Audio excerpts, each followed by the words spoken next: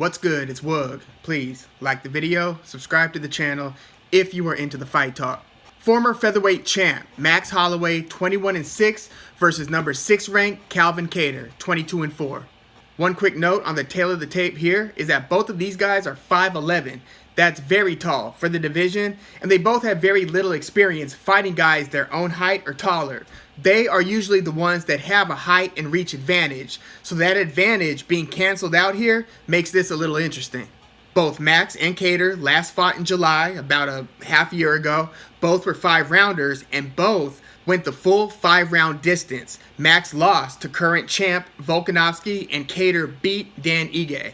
Now, these guys have not been competing at the same levels for over the past 5 years, so don't let their win-loss record or closeness in age fool you. Holloway's been fighting by far the stronger competition, and that's largely because he'd been champ for almost 3 years, and he'd already fought and beaten Showtime Pettis, Ricardo Lamas, and Jeremy Stephens just before winning the championship.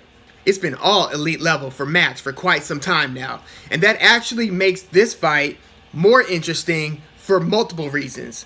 On one side of the coin, Max has way more top-level experience than Kattar, and then on the other, the wear and tear, the number of rounds that Max has been grinding through is also potentially a game-changing factor. In Max Holloway's last 4 fights, he's gone a total of 20 rounds. Yes, all of Max's last 4 fights have been 5-rounders that went the distance. After beating a not still prime, but still near prime, and still champion at the time, Jose Aldo for the title, and then beating him just as badly in the rematch. They were both stoppages, brutal nights at the office for Aldo. So after Max stops him twice, he then defends the title versus Brian Ortega and stops him in the 4th round of a beating. Although the fight was more competitive than I'd remembered after I watched it a second and then a third time. But after that Max stoppage over Ortega, which I don't know if you recall, but it came on the heels of a bunch of questions about Max Holloway's health, reportedly related to cutting weight on short notice, trying to fill in and fight Khabib after Tony Ferguson tore his knee devastatingly, like the week before the long-awaited title fight. This was like the 3rd or 4th cancellation between the two. But there were a lot of questions about Max going into that Ortega fight, like what the hell is happening with Max health-wise. He had that interview with, I think, Michael Bisping, who called him out during the interview when he was exhibiting some slurred speech. So Max didn't get that last-minute title fight versus Khabib. It was called off because of the weight-cutting concerns. He does eventually return to the cage, and he did defend successfully versus Ortega. Then his next 4 fights go the entire 5-round distance. Guys, do you know how grueling these 5-round fights are? Go check out how long some of these fighters take before returning to the cage after a rough 5-rounder. And Max has had 4 full 5-rounders in the last less than 2 years. And don't get me wrong, in this whole grueling series of fights, starting with a few fights before the Aldo fights to now, he's winning almost all these fights. Yeah, Max is doing the lion's share of the ass kicking when he takes the cage. And even if you look at Max's losses, he's not getting finished in any of these. Till this day, Dustin Poirier is still the only guy to finish Max, and that was in their little-known first fight back in 2012. They were just getting started, and this was Max's UFC debut, if I recall correctly. I'm pretty sure it was, and he'd only had like 4 MMA fights at lesser promotions when he took the cage versus Dustin. And so he loses that via submission. Then if you look at his other losses, decision loss to Dennis Bermudez, decision loss to Conor McGregor. This was 2013, still prior to Conor beating Dustin Poirier in their first fight. So after that Max decision loss versus Conor, he wins his next 12 fights. That includes the title run. He finally loses, and it's not even in his weight class where he holds the title. He loses a 5-round decision to Dustin Poirier for the interim lightweight title. Yeah, Max went up to 155 and lost a competitive but clear decision to Dustin. So Dustin Poirier does appear to be a bad matchup for Max. Holloway then beats a 38-year-old Frankie Edgar, and they go a full 5 rounds. Clear decision win for Max, but again, another 5-rounder. He then has the back-to-back versus Volkanovski, where it really sucks that he lost the title and then that he lost both of the fights on the cards. Like, I really felt, especially in the second fight, that Max's performance round by round was enough to win the fight. I thought Max lost the first fight, but in that second fight, I felt that at the least, these two fights merited a 1-to-1 split between the two guys to where a third rubber match feels appropriate. But Max comes out of those two fights losing both via 5-round decision. So even in those losses, Max is extremely competitive and is standing up, dapping it up with his opponent, disappointed in the close loss. No one is having to wake him up from his losses. We have yet to see the fight where the opponent catches Max, drops him, gets on top, beats on him, Max is out, or the fight is stopped. Max has been extremely durable and high performing. Go review his largely one-sided 2-fight dominance over Jose Aldo. I mean, outstanding performances. In fact, it's those types of fights that had people shouting that Max was the greatest featherweight of all time. Now, I still believe that Jose Aldo is the greatest 145er of all time. I'm taking length of title reign, divisional supremacy, stoppage wins, quality of opponents, etc. I'm taking all those into consideration, and Max is close, but Aldo is still a clear number 1 for me. But guys, how about this? Max is still 29 years old. That's incredible, given the journey his career's already been on. He came to the UFC at a very young age and wasted little time. But this all comes at a price. Because Max has been competing at such a high level from the start, basically, I think this means that 29 years old really doesn't mean 29 years old in fighter years. The same way Jose Aldo's 34 isn't a real 34, or Dustin Poirier is much older than 31 years old in fighter years.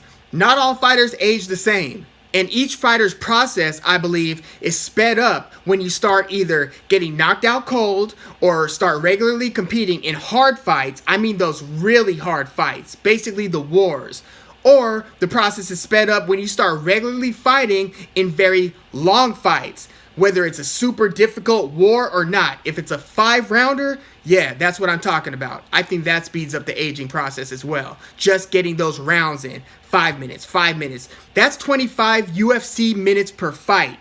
Those are long minutes too, especially at the elite level. So when you figure Max's last 4 fights in less than the past 2 years have all gone 25 minutes, 5 rounds, that's 100 minutes in less than 2 years. Max has been going deep into fights, time and time again. So I'm really wondering, how many more of these does he have before his high volume striking style leads him to finally getting caught, dropped, and finally stopped? I actually think that Max would have benefited in his comeback fight by fighting in a 3-rounder instead of a fight night 5-rounder. Like a 3-rounder that's 1 or 2 fights down on a pay-per-view card. That way, Max could get some good work in, probably earns a win, but doesn't have to log another 25 full minutes of hard fight action. Which is what this will probably be again, since Max hasn't been stopping opponents since that brutal Brian Ortega beatdown. So the question for me is Calvin Kattar the guy who could finally crack Max Holloway? Looking at Kattar's recent fights versus Jeremy Stephens, Shane Burgos, Ricardo Lamas, I'd say yes, he can in terms of his power and striking ability. He's clever, he's patient, he's selective and decisive on when he does pull the trigger. So I want to see how that matches up with Max's Muay Thai, high cardio, pressure style. They both cut the cage off well. I think Max does it a little bit better in terms of taking that almost lateral step to trap the opponent and then create a pocket for exchanging. Both of these guys have great timing, but again, I've just seen Max do it at the highest levels versus Ortega, Aldo, Volkanovski. Calvin Kattar just showed us that he can fight a 5-rounder and win it, but it was against Dan Ige in Kattar's last fight. It was a clear win for Kattar, but it requires much more in your 5-minute output to win a round versus Max than it does against Ige. So punch for punch, if that knockout punch ain't coming, then you've got jabs and leg kicks and striking volume to work with, since none of these guys appear to be the type that'll go for the shoot.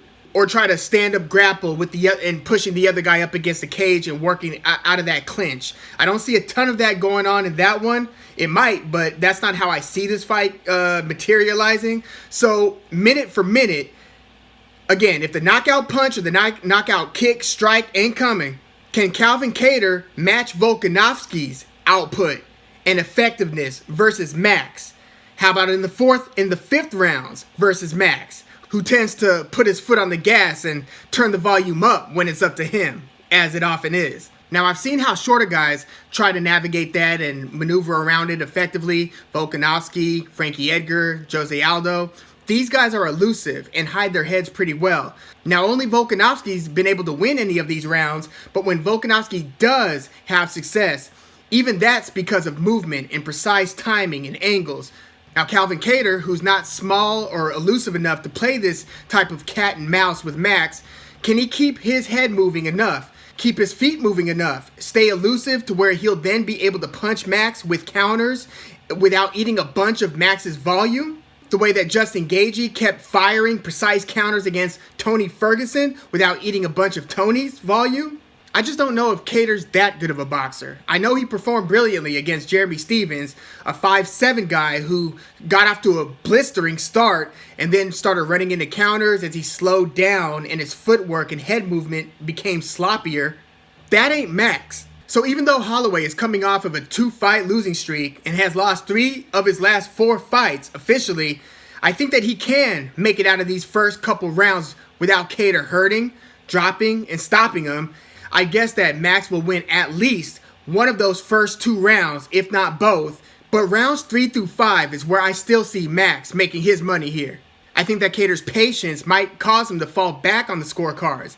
And I'm going to guess that he won't be able to time and counter-strike Max with the ferocity and accuracy that Justin Gaethje was catching the advancing Tony Ferguson. So once Max is able to get out of those early minutes where Kattar would be the most likely to really hurt Max, can Max turn up the volume and start landing more often on Kattar?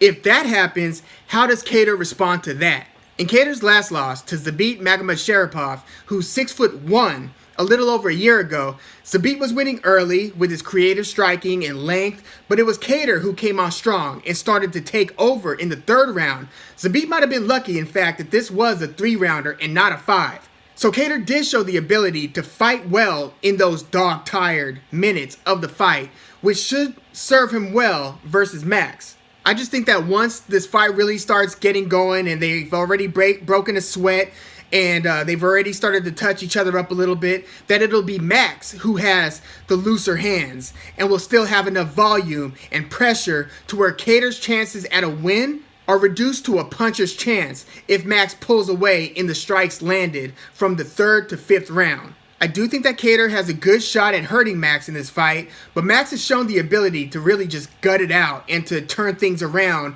anytime he has encountered a real danger. And as much wear and tear as Max has had, I still think that there is just enough tread on the tire to be able to make it through this fight with the W. I don't know how much longer he can be playing this game, again, especially with his very just action-friendly style.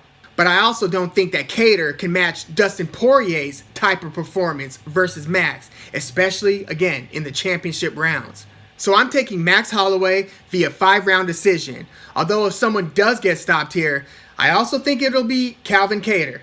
But it'll be more of a breaking down, like the win over Brian Ortega, and not like a put your lights out type of win, knockout win. But I'm still sticking with Max via decision. But man, if Max does have another full 5-rounder, he really might want to consider taking another 6 months off, fully recuperate. I mean, dude, 5-round decision wins are a tough way to make a living.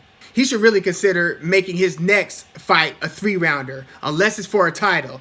So, I mean, that's the way I feel about this. If it's not for a title, you should really, really be careful at when you pick when you choose a fight night 5-rounder to choose as your next fight. Unless you're an up-and-comer like Chimaev, or even a Leon Edwards, who stands to gain from notoriety to get your name out there because you're headlining a fight night, then a 5-rounder might be, you might be incentivized to have a 5-rounder because you stand to gain from the notoriety of a headliner. Max has already been there, done that. This is a former champion that we're talking about. Why is he fighting a 5-rounder if it's not for the title? I would say, nope, you could put me as a number 2 fight on a pay-per-view, make this a 3-rounder, let's call it a day. But that's just my thoughts on that. But let me know your thoughts on this matchup. This is a solid fight night main event to kick off the UFC calendar for 2021, isn't it? I mean, the rest of the card, but I mean, we got that fight, then we got Conor McGregor the next weekend, and then we got Magny versus, who the hell is he fighting? Michael Chiesa midweek between the Holloway Kattar weekend and the Dustin Poirier Conor weekend. So let's go. Please leave your comments in the comments, like the video, subscribe to the channel if you are into the fight talk. I'm Woog. Thanks for tuning in.